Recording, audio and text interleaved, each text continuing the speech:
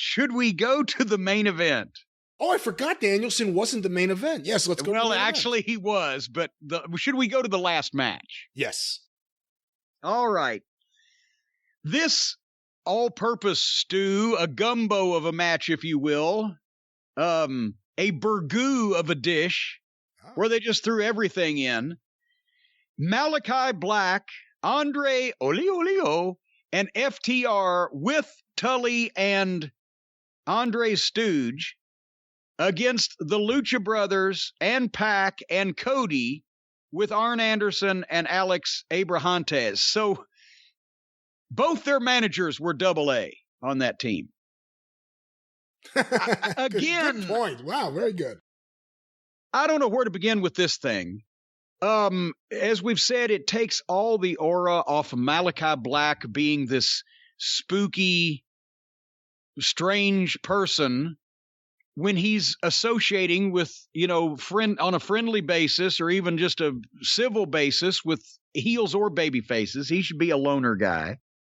The Lucha Brothers are the exact opposite opponents that you want for FTR. When FTR's best tag team in the business, and when after that Lucha shit, they're better at it than anybody else at getting a match out of these guys, but still it's bleh. Cody's on the babyface team, and he has incendiary heat, molten lava level heat with these people. They boo every time he draws a breath. Because they can't just have rematches, because that would make sense and might help guys out. They've got to fucking fiddle up and make multi-man matches with reluctant partners that don't fit and make no sense. So this was the last match, but at least we'd made it about an hour and 40 minutes in before this started. And there are people in this match that you do want to see, just not all of them, and usually not in these combinations. Dax and Cody started, and sharp, quick, snug pro wrestling. Anytime you got Dax or Cash in, it's a level above what everybody else does. As soon as Cody did anything, they just came unglued. They're offended by his presence. It's not even booing a heel now. It's just like, we don't want to see you do anything. And he needs to go ahead and be a heel, because this is not going to get anywhere, him trying not to be a heel. I almost think he has to be subtly trying to be a heel now. But they did the fucking spot. I swear to God. I've seen this before. Not often. But there have been really unpopular baby faces before, and I guess, and you've probably seen something like it in ECW, because that was the first really anti-babyface promotion where we don't want to see people being baby faces. But Cody took his weight belt off and threw it out in the crowd. And the crowd grabbed it, and a guy in a Cornette face t-shirt threw it back in the ring, and that got the biggest pop of the match. They came unglued when the crowd threw the belt back. And I'm trying to I seem to remember the crowd throwing something back on the Dynamic Dudes one time. I think they threw back Cena's towel for that ECW pay-per-view. Yeah, yes, that's when they had the ECW pay-per-view, they threw Cena's towel back. It's happened a few times through him, but this was, and the joyousness, it wasn't even a cheer pop, it was a laughing and happy pop. You know, Chicago is where the Chicago Cubs famously have their fans. If a home run from a visiting team is hit into the bleachers, or wherever, I guess, they throw it back on the field. They really popularized that. But this was beyond that. These people hate Cody. And I want to say one thing about this, and we can continue talking about this match. I actually saw people, I don't know if you saw this, upset that the fan could have hurt someone throwing the belt into the ring. What? He could have hurt Aubrey, could have hurt the wrestlers, someone could have lost an eye, forgetting the fact that Cody just threw it into the crowd. He threw it into a crowd blind, out in the dark, and he couldn't see, and they're all together. No, he did it safely. He did it in a very careful way to prevent any injury. No, he threw it into the fucking crowd. He side-armed it into the fucking crowd as hard as he could. And they all grabbed it and fought over it to be the one to grab it and throw it back. And saying the guy in the Cornette face shirt came out on top. Way to go, pal. Hold on, wait a minute.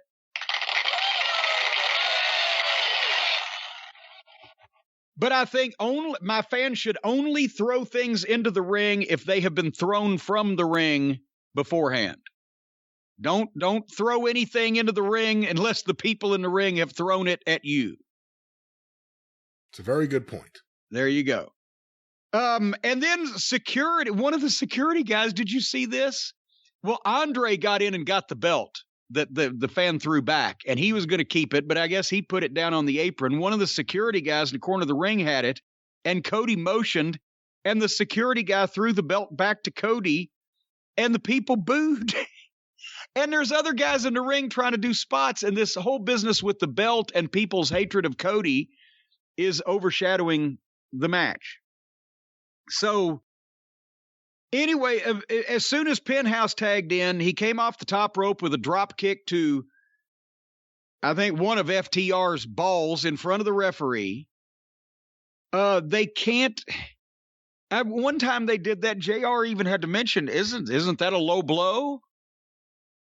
They just come up with shit to do and don't think about the placement or whether it's legal or not or whether they should do it. They just, it's a move. I wanted to ask you this question because you're the big baseball fan. Why does Andrade wrestle in Abe Knuckleball Schwartz's pants? I'm not exactly sure. And again, some folks on this holiday weekend, if you Google a photo of Abe Knuckleball Schwartz and then look at Andrade and the pants he was wearing, it'll be fucking hilarious. So then Penthouse and Felix and Pac did a deal where Penthouse is in the ring. He tags Felix to come in, and Felix, before he even steps off the apron into the ring, tags Pac, who's standing right next to him. Like that is a thing that can happen. And then they both got in and started doing a fucking triple team, apparently reconciling in their pea brains that because the guy that was in the ring has tagged another guy, that guy can stay in for 5 seconds, but the guy he tagged can come in, but also the guy that got tagged can come in at the same time. And I guess for a period of time there, both of them are legal. This is not a thing in the world that can happen. They've made this completely up so that they can get in and do a goofy spot that they came up with.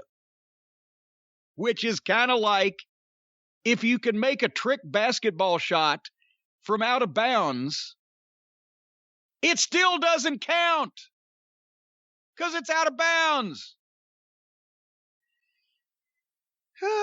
And once that the Lucha brothers got in there together and everything, and Andrade and Pac, the gymnastics meet started, at one point, all four heels started getting heat on Cody behind the referee's back, and the place blew. They just cheered to the heavens. And then Cody hit a hot tag, and they didn't even boo it. They didn't cheer or boo or anything. I've seen some of the coldest tags in the history of tag team wrestling on AEW television programs, and still people make some kind of noise. But no, not for... And as a matter of fact, then they started getting heat on Felix, and he made a completely iceberg tag to Penthouse. I'm surprised that Penthouse's hand didn't fall off from frostbite, and they reacted to that. There were too many people in the match, and it got too busy and too complicated. FTR could not run this whole show. At one point, everybody just took turns hitting finishes on each other over and over at 100 miles an hour with no covers and no tags, while Aubrey stood there with her mouth open, gaping. And then everybody went down, and Tully and Arn got in the ring to face off. And he got a big pop. But for some unknown reason, the manager, after everybody just laid each other out with all these moves, there was no cheating going on. They were just hitting each other with moves. The cheating was that nobody was tagging, but there was no reason for the managers to jump in. They said they were the only ones left on their feet, and they get in the ring to face off, which does get a pop, but is also fucking illegal. And there was no reason for the managers to get in the ring and stand there while the referee was standing there looking at them saying, well, I guess you shouldn't be in the ring. And then as they're facing off, Jose is the stooge for Andrade. He gets in the ring yelling at somebody to do something, and Tully and Arn turn and fucking both nail him. And he takes a bump. And then the match just started again, and Tully and Arn got out of the ring and went back to the floor. And FTR had to stand there, and as one time, one of the Lucha brothers is coming off the top rope, and Dax looks up to catch him, but he ain't ready to jump yet, so Dax actually had to stand there and just turn around in a circle and wait on this idiot to jump off the top rope so that he could catch him. And then Andre beat Pac after Black misted him in the face. This was way too busy and nonsensical and a mess. But the good part about it was the Young Bucks weren't in it, and at least they were being serious, even if half of the participants don't really know what the fuck they're doing. Your thoughts? I didn't like it at all. The Cody stuff distracts from everything else. I can almost say that I don't care about anything that happens in a match, or I didn't pay attention to anything in the match. The Cody reaction is all I'm paying attention to. It's so fascinating. Malakai has something. FTR are the best in-ring tag team in the business. But I think Andrade, whatever it is, to me, he's not doing it. And to me, he's almost like negative charisma. I kind of don't want to see this guy anymore. I'm bored with him. Yeah. The Lucha Brothers and FTR, they're going to finish this up. They announced a 2 out of 3 falls match. So this is on the road to getting there. Whatever they're teasing with Cody and Pac, we'll see what happens there. But the Cody thing at this point is just a major distraction. And there's something they could do with him. We'll see if it happens. But the reason so many people think this is all part of a plan to make Cody the greatest heel of all time is because of how preposterous it is for him to come out with his entrance, wearing his outfit. It looks like Michael Jackson on the 4th of July. And then he comes in the ring and he acts like a disingenuous babyface. Now that we've seen Punk and Danielson and others, even people in the company already, do genuine, real promos, and we've seen Cody rehearsing and practicing. We've seen Cody asking everyone their opinion and workshopping. And we've heard Cody's promos that are nonsensical, overthought, and don't give you any reason to cheer him.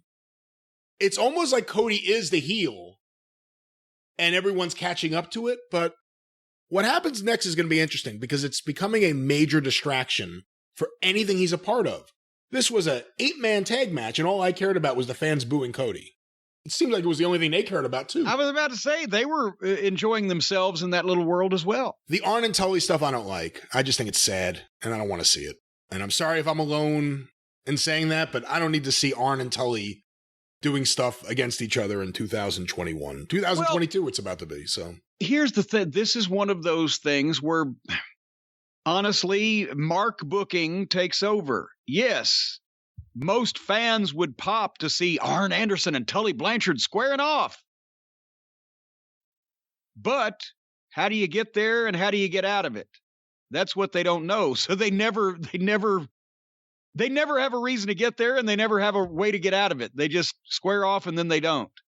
But it's, for fans of 80s and 90s WCW programs, that's a spot that you have to do. Well, there has to be a reason for the spot and there has to be a payoff for the spot. And, neither one of those guys gets too physical anymore. So maybe don't tease something that you can't deliver just because it's a good spot.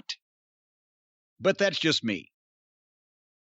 But yes, you pretty much summed that up, and busy, long, and complicated. But they got an hour and 40 minutes in on this program without, and this wasn't as insulting or ridiculous as a lot of stuff. So once again, we have to give them a nice little round of applause. And no wonder that the fine folks up in WWE land can't figure out what's going on, because this program is so much easier to watch than theirs. This program is more exciting than theirs in the good stuff. This program is much more like pro wrestling than anything the WWE is producing. And now that they have talent in AEW, whereas before they were short on that, you know, you can't watch a WWE show anymore and go, well, fuck, this is it. You pretty much have to acknowledge that this is just boring, and the other stuff at least is more exciting.